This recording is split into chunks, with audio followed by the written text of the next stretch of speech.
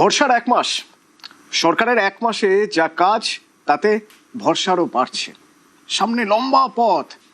সরকার মানে একটা টিম, একটা দল, সেই দলের সবাই মিলে কাজ করবেন। কিভাবে কাজ করবেন সেসব নিয়ে কথা হবে। আপনাদের সঙ্গে আমি অতনু রয়েছি, আমার সঙ্গে রয়েছে আমার সহকর্মী আমি রুমেলা রয়েছি আপনাদের সঙ্গে। ঠিক যে কথা বললো অতনু, যে ভরসার এক মাস, ভয় আউট। বিভিন্ন সময় বিভিন্ন ছবি আপনাদেরকে আমরা যা দেখাচ্ছি তাতে অ্যাটলিস্ট এটা বোঝা যাচ্ছে যে ভয় আর কোথাও নেই, আর এখন ভরসা। আর এই ভরসা যে কাঁধের ওপর ভর করে চলেছেন অনেকেই, আজ আমাদের সঙ্গে এমন দুজন রয়েছেন যাদের জন্য প্রথমে বলতে হয়, আমার খুব ইচ্ছে করছে বলতে, আসলে once a journalist always a journalist. আমাদের সঙ্গে এমন দুজন রয়েছেন যারা প্রাক্তন সাংবাদিক নয়, যারা সাংবাদিক এবং এখন বর্তমান বিধায়ক। আমরা ওয়েলকাম করি মানব গুহ রয়েছেন আমাদের সঙ্গে, মেমোরির বিধায়ক, এবং আমাদের সঙ্গে রয়েছেন সন্তু পান, তারকেশ্বরের বিধায়ক। দুজনকেই স্বাগত জানাবো। এবং আমি বোধহয় ভুল বলিনি, once a journalist always a journalist, তাই তো? একদম ঠিক। মানব, তাহলে মানবদা, আমি তাহলে এভাবে ভাবি যে জার্নালিস্টদের কাজ তো সরকারের সমালোচনা করা। তা একজন বিধায়কের মধ্যে তাহলে দুটো সত্তা কাজ করবে, নিজের কাজ করবেন এবং নিজের কাজের সমালোচনা করবে, তাই তো? দেখা যাক, আমি তো ছাড়ছি না, কারণ সবচেয়ে বড় কথা যে ভোটে জেতার একটা আলাদা আনন্দ, এবং ভোটে জেতার পর যে আনন্দটা আমি পেয়েছি সেই আনন্দটা আমাকে দিয়েছেন আমার দলের রাজ্য সভাপতি শ্রমিক ভট্টাচার্য মহাশয়। তিনি নিজে, আমি ভাবছিলাম যে কীভাবে শুরু করব, করা যাবে কিনা, বা অনুমতি নেওয়া, কীভাবে অনুমতি নেব, একটু দ্বিধাগ্রস্ত ছিলাম। তো শ্রমিকদা নিজেই বললেন, তোমার নিজের অস্ত্র, তুমি ওখানে কেন ফিরে যাচ্ছ না, কবে থেকে আপনি শুরু করছেন। মানে ওটা ভাবতে পারিনি যে ভোটে জেতাতে যে আনন্দ পেয়েছিলাম, শ্রমিক ভট্টাচার্য আমাকে আমার প্রফেশনে ফিরতে বললেন, এটা ডাবল আনন্দ হয়েছে আমার। বলে আমি ফিরছি, অর্থাৎ মানে যতদূর জানি স্টুডিও রেডি হয়ে গেছে, এবং মনে হয় সামনে সোমবার থেকে ফিরছি আমি। আমাদেরও ভালো লাগবে, মানে জোরদার হবে ব্যাপারটা আর কি। টিম যদি আমাদেরও বাড়ে, আমাদের ফ্রেটার্নিটিতেও যদি আবারও আমরা সেই একইভাবে পাই, সেটা আমাদের কাছেও একটা বড় প্রাপ্তি। কিন্তু ফ্রেটার্নিটির একটা খুব বড় সমস্যা ছিল, যে সমস্যার মধ্যে দিয়ে দুজনকে যেতে হচ্ছে। আমি সন্তুকে দিয়ে শুরু করতে চাই। খুব কঠিন সময় ছিল সে সময়, যে সময় রাত দুপুরে লকআপে একের পর এক বিভিন্ন জায়গা থেকে ফ্রেটার্নিটির অনেকের কাছ থেকে অনেক রকম চোখা বান। 2024 জানুয়ারির কথা বলছে অতনু। সবকিছুই মনে আছে এবং গোটা বাংলার মানুষের মনে আছে। শুধু আমার সঙ্গে নয়, মানবদার সঙ্গে থেকে শুরু করে, সফিকুলদা থেকে শুরু করে, রোজিনা থেকে শুরু করে আরও অনেকে, এমনকি আরও অনেক চ্যানেল রয়েছে সেখানকার যারা বড় বড় মাথা রয়েছেন, তাদেরকে যে ছবিটা ফেস করতে হয়েছে, যে পর্যায়ক্রমে যেতে হয়েছে, সেটা বেদনাদায়ক। আমি একজন জনপ্রতিনিধি, আমি একজন বিধায়ক, আমি ভুলে গেলাম। আমি একজন সাংবাদিক ছিলাম, আমি ভুলে গেলাম। আমি একজন সাধারণ মানুষ হিসাবে আমার বাকস্বাধীনতা থাকবে না, যেটা ফিরিয়ে দিয়েছে বিজেপি। বাংলায় আপনি দেখতে পাচ্ছেন, যে কেউ প্রশ্ন করতে পারে, যে কেউ থানায় যেতে পারে, যে কেউ অভিযোগ করতে পারে। এমনকি শাসক দল এখন বিজেপি, তার বিরুদ্ধেও কোনো নেতার কোনো যদি আচরণ খারাপ লাগে, অভিযোগ হচ্ছে, অ্যারেস্ট হচ্ছে। শুধু আপনারা বড় করে দেখাচ্ছেন তৃণমূলের যারা চোরেরা ছিল অ্যারেস্ট হচ্ছে, ডাকাতরা ছিল অ্যারেস্ট হচ্ছে। আমরা এটাও দেখেছি পলিটিক্যাল ভায়োলেন্স জিরো, তারপরেও পুরনো কেসেও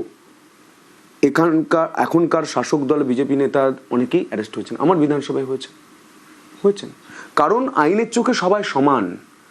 যে প্যারালাল একটা সিস্টেম তৈরি করেছিলেন মমতা বন্দ্যোপাধ্যায়, আগের মুখ্যমন্ত্রী, যে তৃণমূল করলে একটা জার্সি, তৃণমূল করলে সব করা যায়, চুরি করা যায়, ডাকাতি করা যায়, ধর্ষণ করা যায়, বাড়ি ভেঙে দেওয়া যায়, বাড়ি নতুন করে বেআইনি তৈরি করা যায় না। এটা হচ্ছে রাবণ রাজত্ব ছিল। এবার রাম রাজত্বের প্রতিষ্ঠা আমাদের প্রধানমন্ত্রী নরেন্দ্র মোদী, তাঁর হাত ধরে, রাজ্যে শুভেন্দুদার হাত ধরে, মাননীয় মুখ্যমন্ত্রী শুভেন্দু অধিকারীর হাত ধরে, এবং শ্রমিক ভট্টাচার্য তাঁদের হাত ধরে তৈরি হচ্ছে। আর সর্বোপরি যিনি একদম পেছন থেকে কাজটা করে গিয়েছেন, আমাদের কেন্দ্রীয় স্বরাষ্ট্রমন্ত্রী অমিত শাহ, তাদের হাত ধরে রাম রাজত্বের প্রতিষ্ঠা হচ্ছে। রাম রাজত্বের প্রতিষ্ঠা মানে শুধু এটা নয় যে জয় শ্রীরাম বলবো, পতাকা ওড়াবো, মুখে স্লোগান দেব, বাইকে ঘুরবো, বা মানুষকে জয় শ্রীরাম বলবো, লাড্ডু খাবো। রাম রাজত্ব মানে পেটের ভাত, মাথার ছাদ, হাতে কাজ, নারী সুরক্ষা, সামাজিক ফ্রিডম অফ স্পিচের কথা বললে আমি মানবদার কাছে ঠিক এই জায়গা থেকেই যাব। 2022-এর খুব ভুল না হলে ওটা ওই লক্ষ্মী পুজোর সময় ছিল, রাইট? সেই সময় কিছুই না, ফ্রিডম অফ স্পিচের কথা আমরা বলছি, আমরা সোশ্যাল মিডিয়ায় আচ্ছা নানা রকম মতামত লিখি। মানবদা সম্ভবত সেরকমই একটা কিছু লিখেছিলেন এবং তারপর রোশানলে পড়তে হয়েছিল। আমার ঠিক প্রশ্নটা এখানে, এখন যদি যে কেউ তাদের মতামত এরকমভাবে ব্যক্ত করে, সেই একই রকমভাবে কি রোশানলে পড়তে হবে, নাকি বাক স্বাধীনতা থাকবে? আমার ক্ষেত্রে যেটা হয়েছিল সেটা খবর হয়েছিল। এবং সেটাও একেবারে ছবি দিয়ে ভিজুয়াল দিয়ে লোকের বক্তব্য দিয়ে খবর, যে খবরটা কোনো মিথ্যা ছিল না, কোনো ইয়ে ছিল না। ইকবালপুর থানাটা দখল হয়ে গেছিল কয়েক ঘন্টার জন্য, পুলিশ কর্মীরা পালিয়েছিল। এবং সেখানে পরবর্তীকালে খবর পেয়েছিলাম যে একেবারে, যেহেতু আমি অভিষেক বন্দ্যোপাধ্যায়ের নাম নিয়েছিলাম, যে তিনি তার কদিন আগেই নবান্ন অভিযান ছিল, তিনি বলেছিলেন যে পুলিশের উপর যদি কোনো অত্যাচার হয় তাহলে আমি এখানে গুলি করবো।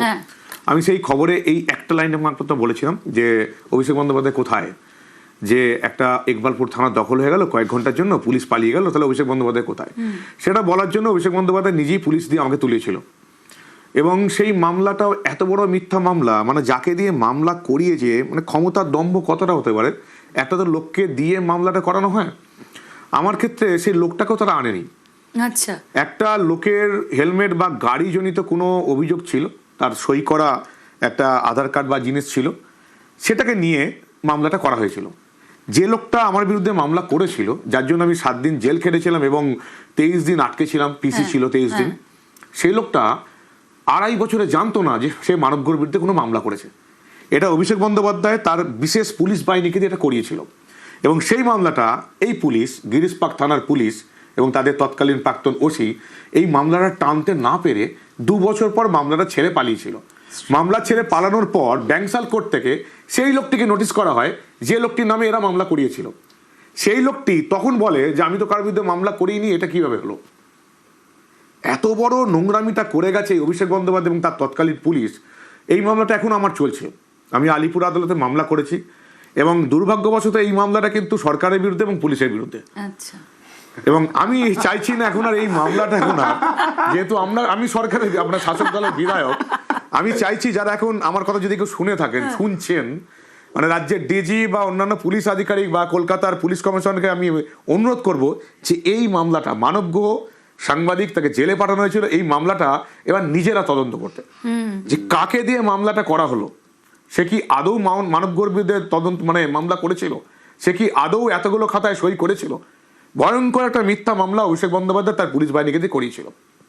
এবং এটা শুধু আমার ঘটনা নয়, আমার বিরুদ্ধে যতগুলো মামলা করেছে সবগুলো খবর করার কারণ। যেমন হাওড়ার গোলাবাড়ি থানায় একটা মামলা চলছে, এবার অবভিয়াসলি সেই মামলাটা অবভিয়াসলি মানবগ্রহ বনাম রাজ্য সরকার আর পুলিশই হবে। গোলাবাড়ি থানায় কেন মামলা হয়েছে মানবগ্রহের বিরুদ্ধে? কারণ তৃণমূলের তৎকালীন বিধায়ক ওখানে গিয়ে ভাঙচুর করেছিল থানার মধ্যে।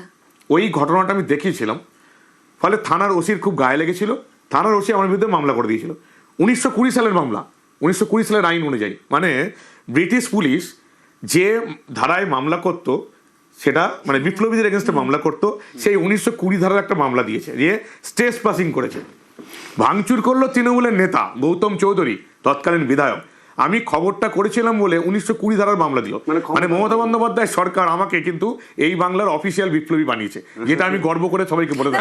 তাহলে এইখান থেকে এই যে প্রতিবাদী কণ্ঠ রোধ করার চেষ্টা নিশ্চয়ই এই বঙ্গে পালা বদলের পরে সরকার করবে না, যেটা অনেকেই প্রেজেন্ট করার চেষ্টা করছে যে হ্যাঁ বিজেপি হয়তো সেটা করবে আগামী দিনে, সেটা সোশ্যাল মিডিয়া হোক বা যে কোনো জায়গায় আমার বাক স্বাধীনতা হয়তো কেড়ে নেওয়া হবে। সেটা কি এটা যে হবে না তার প্রথম প্রমাণ অনেকগুলো হয়েছে। যেমন আমাদের রাজ্য সভাপতি শ্রমিক ভট্টাচার্য এবং সরকারের প্রধান মুখ্যমন্ত্রী শুভেন্দু অধিকারী পরিষ্কার বলে দিয়েছেন যে কোনো তোলাবাজি চলবে না, কোনো জোর জুলুমবাজি চলবে না, সাধারণ মানুষের পকেট কাটা যাবে না। এগুলো বলার পর এখনও বেশ কিছু জায়গায় কিন্তু বিজেপিরও কিছু কর্মী সমর্থক গ্রেপ্তার হয়েছে বা তাদেরকে ডেকে ইন্টারোগেট করা হয়েছে এইগুলো করার জন্য। মানে আমাদের সরকারের যে স্বচ্ছ ভাবমূর্তি সেটা কিন্তু থাকবে। এবং আমার মনে হয় না যে প্রেসের ক্ষেত্রেও এটা হবে, কারণ 2 জন সাংবাদিক এখানে বসে রয়েছে। একজন সাংবাদিককে অলরেডি দলের তরফ থেকে রাজ্য সভাপতি অনুমতি দিয়েছেন যে আমাকে আমার জায়গায় ফিরতে হবে। ফলে এবার আমি যদি ফিরি তো সংবাদ মতই হবে, আমি তো ইন্টারন্যাশনাল খবরও করব, ন্যাশনাল খবরও হবে, রাজ্যের খবরও হবে। গত 15 বছরে শাসকটা কি সমালোচনা শুনতে পারেন না, এই একটা জায়গা তৈরি হয়ে গিয়েছিল। শাসক সমালোচনা শুনতে পারেন। সমস্যাটা হচ্ছে আপনার অফিসের নিচে হয়েছে, আপনি ছিলেন সেই সময়। হ্যাঁ, শাসক মমতা বন্দ্যোপাধ্যায় এই দিনটা এসেছিলেন আইপ্যাকের অফিসে, ফাইলপত্র নিয়ে যাচ্ছেন একটা রেড চলাকালীন। আমি একজন ছাপোষা সাংবাদিক হিসাবে প্রশ্ন করেছিলাম, সবার সামনেই করেছিলাম, আপনারা সবাই ছিলেন, যে কয়লার টাকা কি গোয়া ইলেকশনে খরচ হয়েছিল? তারপর যখন ফাইল নিয়ে বেরিয়ে যাচ্ছেন মমতা বন্দ্যোপাধ্যায়, আপনি কি ফাইলটা নিয়ে চলে যাচ্ছেন? তখন ঘুরে আমায় বলেছে যে তুমি তো দালাল, প্রশ্ন করলে তকমা মেলে দালাল। তা আমি পরের প্রশ্ন এটাই করেছিলাম যে আপনি ফাইলটা চুরি করে নিয়ে চলে যাচ্ছেন, মানে আপনি তো বলে যাচ্ছেন না। এটা আমার সবাই দেখেছে। তার আগে আপনাদের মনে আছে ইডি দপ্তরে অভিষেক বন্দ্যোপাধ্যায় তৎকালীন তৃণমূলের নাকি যুবরাজ এসব ছিলেন, এনা মানবদাকে কেস টেস দিয়েছেন, যাই হোক, তা তাকে আমি সরাসরি প্রশ্ন করেছিলাম যে আপনারা কথা দিয়ে কথা রাখেন বলছেন, ডবল চাকরির কথা বলেছিলেন, তা হয়েছে চাকরি?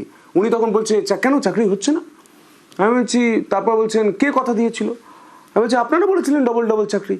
বলছে আমি তো বলিনি। আমি বলছি তৃণমূল সুপ্রিমো বলেছিলেন ডবল চাকরি। আমি পুরো লাইন মিলিয়ে দেখে নেবেন, পুরো লাইন টু লাইন বলছি।